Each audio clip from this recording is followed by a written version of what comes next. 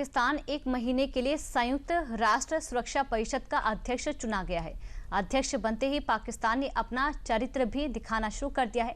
लेकिन पाकिस्तान के सुरक्षा परिषद का अध्यक्ष चुने जाने से भारत को इससे कूटनीतिक नुकसान की संभावना बेहद कम है, क्योंकि उसके पास न स्थायी सदस्यता है और न ही निर्णायक शक्तियां। भारत के लिए चिंता की कोई बड़ी वजह नहीं है। देखिए report. I understand the raw feelings following the awful terror attack in Pahalgan on 22 April.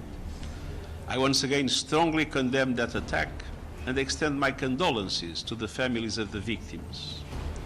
Targeting civilians is unacceptable, and those responsible must be brought to justice through credible lawful means. जिस UNSC में महज एक महीने पहले पहलगाम हमले के लिए पाकिस्तान की आलोचना हुई थी, जिस यूएनएससी के मंच का इस्तेमाल पाकिस्तान अपने प्रोपेगेंडा को फैलाने के लिए करता आया हो, जिस यूएनएससी में भारत बार बार सुधार की मांग करता रहा है, अब पाकिस्तान उसी यूएनएससी का अध्यक्ष बन गया है। पाकिस्तान को एक महीने के लिए संयुक्त राष्ट्र सुरक्षा परिषद का अध्यक्ष बना दिया गया है। अध्यक्षता मिलते ही पाकिस्तान ने भारत के खिलाफ मोर्चा भी खोल दिया। संयुक्त राष्ट्र में पाकिस्तान के राजदूत असीम इफ्तिखार अहमद का बयान, कश्मीर मुद्दे के समाधान के लिए यूएनएससी को जरूरी कदम उठाने चाहिए। कश्मीर का विवादित मुद्दा भारत और पाकिस्तान के बीच गंभीर तनाव का विषय है। पाकिस्तानी राजदूत ने कहा है कि दुनिया को अब इस मुद्दे पर काम करने की जरूरत है। हालांकि संयुक्त राष्ट्र में पाकिस्तान को इस मामले पर कामयाबी मिलने के आसार न के बराबर हैं, क्योंकि दुनिया की दो धुरी अमेरिका और रूस यूएनएससी के स्थायी सदस्य भी हैं और भारत के करीबी भी। हालांकि अध्यक्ष बनने से पहले पाकिस्तान ने यूएनएससी के अस्थायी सदस्य के लिए जो चुनाव लड़ा था, उसमें उसे 193 देश में से 182 देशों ने समर्थन दिया, यानी कि 94% देश पाकिस्तान के समर्थन में थे। लेकिन बड़ा सवाल ये है कि पाकिस्तान अध्यक्ष कैसे बन गया। अध्यक्ष बनने की प्रक्रिया अल्फाबेटिकल तय होती है।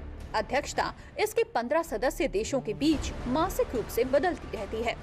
पाकिस्तान इस जुलाई महीने के लिए अध्यक्ष बना दिया गया है। परिषद में 10 अस्थायी सदस्यों के अलावा 5 स्थायी सदस्य होते हैं। पाकिस्तान 7 बार यूएनएससी का सदस्य रह चुका है। वहीं भारत की बात करें तो भारत 8 बार यूएनएससी का सदस्य रह चुका है, लेकिन भारत एक बार भी कभी अध्यक्ष नहीं रहा है। भारत जब अस्थायी सदस्य था तब अल्फाबेटिकल उसका नंबर नहीं आया था, लेकिन पाकिस्तान के अध्यक्ष बनने के बाद अब सवाल उठने लगे हैं कि क्या भारत को इससे कोई खतरा है, तो इसकी गुंजाइश न के बराबर है। पाकिस्तान सुरक्षा परिषद का स्थायी सदस्य नहीं है। अध्यक्ष के रूप में पाकिस्तान के पास कोई विशेष शक्तियां नहीं होंगी। भारत को नुकसान पहुंचाने की पाकिस्तान की गुंजाइश कम है। पाकिस्तान एक बार फिर कश्मीर मुद्दे को यूएनएससी में उठा सकता है। भारत के साथ विवाद को भी इस मंच से उठाने की कोशिश कर सकता है। आतंक फैलाने वाले पाकिस्तान को यूएनएससी में इतनी बड़ी जिम्मेदारी भले ही मिली हो, लेकिन इसे संयुक्त राष्ट्र में भारतीय हितों के लिए कोई कूटनीतिक खतरा नहीं माना जा रहा है। पाकिस्तान करीब एक महीने पहले ही यूएनएससी की तालिबान प्रतिबंध समिति और आतंकवाद रोधी समिति का अध्यक्ष नियुक्त किया गया था।